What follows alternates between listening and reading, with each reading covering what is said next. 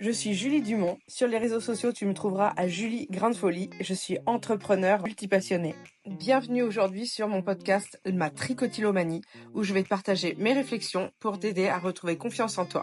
Surtout si toi aussi tu es atteint de ce même trouble. Je rappelle que chaque épisode que je propose met en avant ma façon de penser, les choses que j'ai vécues.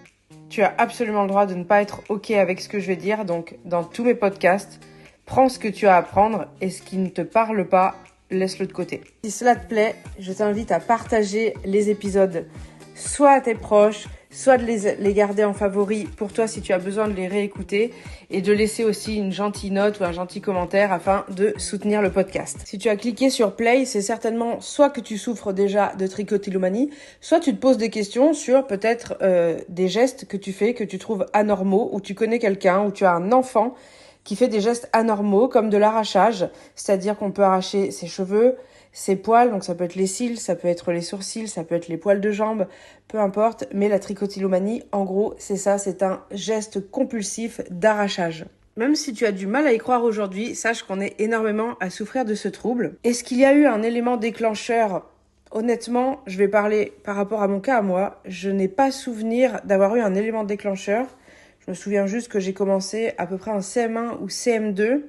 Et comment je m'en suis rendu compte ? Eh bien, tout simplement en observant à la fin de la journée qu'il y avait énormément de cheveux autour de ma chaise, de petite écolière. Donc ça a commencé vraiment à l'école. Avec le recul, maintenant, je me dis que c'est peut-être le fait de rester assise toute la journée.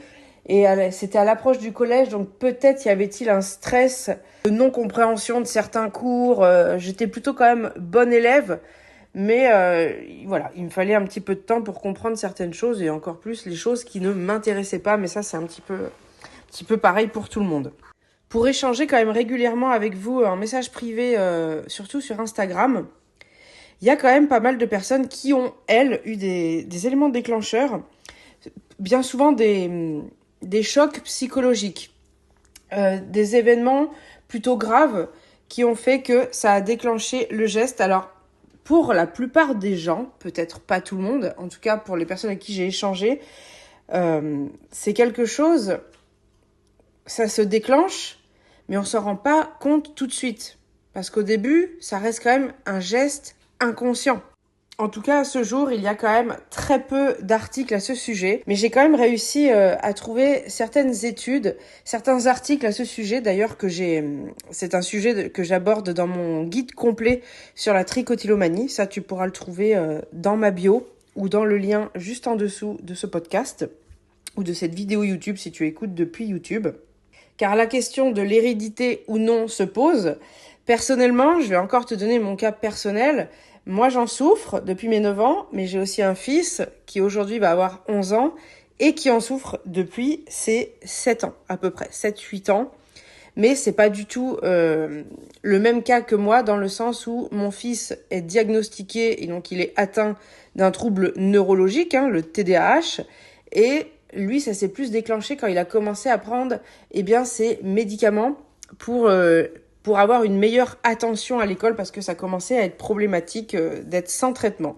D'ailleurs, entre parenthèses, traitement que j'ai refusé qu'on lui prescrive pendant 2 ans jusqu'à ce que je me rende compte que ça devenait difficile pour lui à l'école. En tout cas, dans ce guide, j'ai répertorié plusieurs liens que tu pourras avoir accès si tu te procures ce guide, qui parlent de certains gènes et l'aspect neurologique du trouble. Il y a un autre sujet que j'aimerais aborder, c'est aussi la perte d'estime de soi à cause, j'aime pas trop parce que c'est quand même un mot assez négatif, mais la tricotylomanie, on va pas se mentir, ça fait perdre en estime de soi. Attention, l'estime de soi et la confiance en soi, c'est 2 choses totalement différentes. Là, on parle vraiment de perte d'estime de soi. Pourquoi ? Parce que, peut-être que tu as menti ou tu mens toujours à ton entourage par rapport au trouble. Peut-être que tu mens et en plus tu caches pour pas que les gens ne se posent la question ou pour avoir des regards déplacés qui te mettraient mal à l'aise et du coup te feraient perdre en estime de toi. Il y a aussi le fait de chercher des astuces pour camoufler quand ça commence à prendre de l'ampleur. Moi personnellement, ça touche tout le dessus du crâne. Donc heureusement, Dieu merci, mes cheveux repoussent malgré que je vis encore avec ce trouble, mais parce que j'en prends soin. Donc le fait de chercher à camoufler, déjà ça prend du temps. Je me revois encore devant ma glace avec mes poudres densifiantes là, à essayer de faire des coiffures qui cachent les trous, des demi-couettes. Enfin bref, c'était quand même pas super beau. Le fait de se tirer les cheveux, de mettre de la laque, etc. Bref, ça m'a complètement flingué les cheveux, moi en tout cas. Et puis c'est aussi beaucoup d'argent d'investi, hein, parce que les poudres densifiantes à remettre tous les jours. J'ai aussi une période où j'ai porté des perruques, des volumateurs de bonne qualité. On payait ça quand même environ 500 €. Ça me durait 1 an, donc c'est quand même un gros investissement également. Il y a aussi des choses très simples avec le temps qu'on n'ose plus faire. Et moi, je sais que ça a été, par exemple, aller à la piscine et surtout de mettre la tête sous l'eau à la piscine. Pourquoi ? Parce que toutes mes repousses, donc qui devaient faire 1 ou 2 centimètres, en fait, dès que j'avais les cheveux mouillés et qui commençaient à sécher, paf, vous savez, ça faisait des petits épis partout. Et j'avais tellement honte, en fait, que ces petits épis puissent apparaître devant tout le monde. Donc pour moi, la piscine, mettre la tête sous l'eau, c'était juste pas possible.